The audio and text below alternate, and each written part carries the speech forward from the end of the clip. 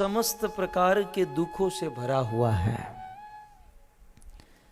संसार सागर होई, संसार जो है दुखों का सागर, समुद्र है। जैसे समंदर में, आप तो समुद्र के तट पर रहने वाले लोग हो,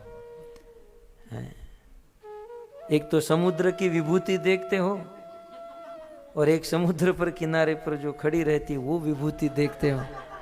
दो दो विभूतियां यहाँ पर, वो भी एक भगवान की विभूति।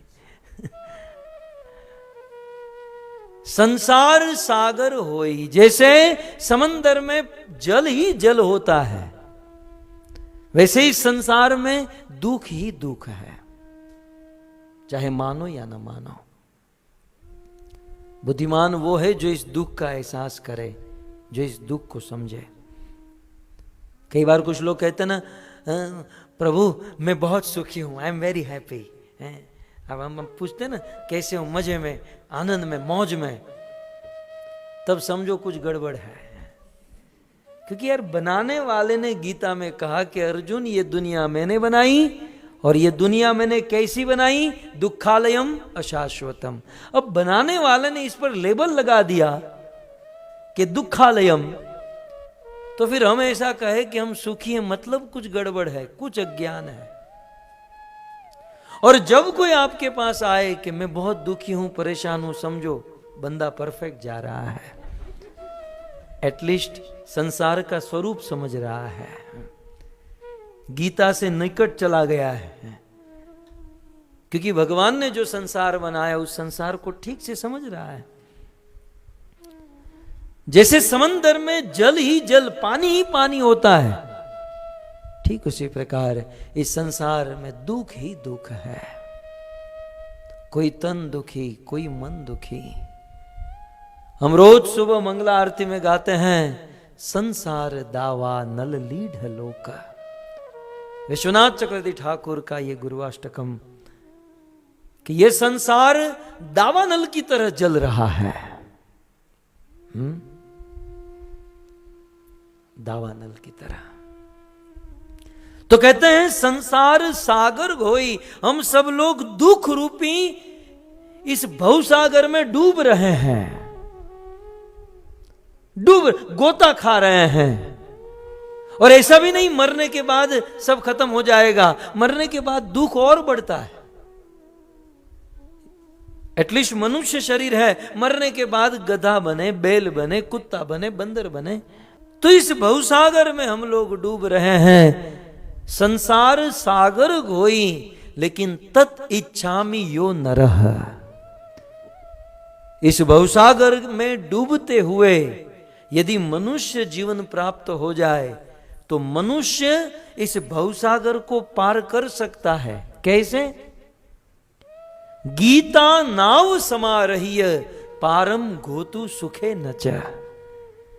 इस भवसागर में डूबता हुआ व्यक्ति भगवत गीता रूपी नाव पर सवार हो जाए तो इस भवसागर को पार करके भगवान के धाम वैकुंठ को प्राप्त कर सकता है। गीता नाव समा रही है, ये भगवत गीता नौका के समान है जो हमें भवसागर को पार करा सकती है। ऐसी भगवत गीता का हम सब श्रवण कर रहे हैं। पद्म पुराण में एक ऐसी कथा है, एक एक एक एक बिल्कुल कर्कश स्वभाव की स्त्री थी। लगभग ऐसा ही होता है,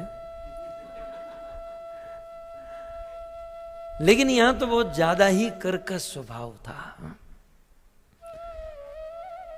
इतना बोलती, इतना बोलती, इतना बोलती, लोगों को लगता पति गूंगा है बेचारा। पत्नी अपने पति को लेकर डॉक्टर के पास गई, डॉक्टर साहब इसका कुछ कीजिए। ये रात को स्वप्न में इतना बोलते हैं, इतना बोलते हैं, मुझे सोने नहीं देते हैं। इसको आप इंजेक्शन मारना इंजेक्शन मारो, बोतल चढ़ाना बोतल चढ़ाओ, इसका ऑपरेशन कर दो, लेकिन रात का बोलना बंद हो जाए महाराज, ऐसा कुछ करो। डॉक्टर ने कहा इसको कोई दवाई ऑपरेशन की जरूरत नहीं, दिन को बोलने का चांस दो, रात को ऑटोमेटिक बंद हो जाएगा। आप एक तो दिन को बोलने नहीं देती, बेचारा अपना कोटा तो कहीं तो खत्म करेगा। उसका जो बोलने का कोटा है, दिन को बेचारा बोल नहीं पाता, रात को बोलता है। इतनी कर्कश स्वभाव वाली स्त्री थी, असमय में मृत्यु हुई, और क्योंकि स्वभाव कर्कश था इसलिए मरने के बाद वो चिड़िया बनी। क्या बनी? चै चै चै चै करने वाली चिड़िया बनी। ये मैं मेरी बात नहीं कर रहा हूं, ये पद्म पुराण में ये कथा है, स्टाइल मेरी है, बाकी कथा प्योर है। तो कर्कश स्वभाव वाली स्त्री थी और अपने स्वभाव से मजबूर। अब जैसा स्वभाव होता है, जैसा काम करते हैं हम वैसा बनते हैं। मरने के बाद चिड़िया बनी। वो चिड़िया एक दिन आकाश में उड़ रही थी, अपना कर्म भोगत रही थी। तब तक क्या हुआ कि वो किसी बाज के साथ टकराई और आकाश से नीचे गिरी। नीचे एक खोपड़ी थी, उसमें कुछ पानी भरा हुआ था। उस पानी में जैसे ही वह चिड़िया गिरी, चतुर्भुज रूप धारण करके, भगवत पार्षद रूप धारण करके भगवान के धाम वैकुंठ में चली गई। पद्म पुराण में यह कथा है।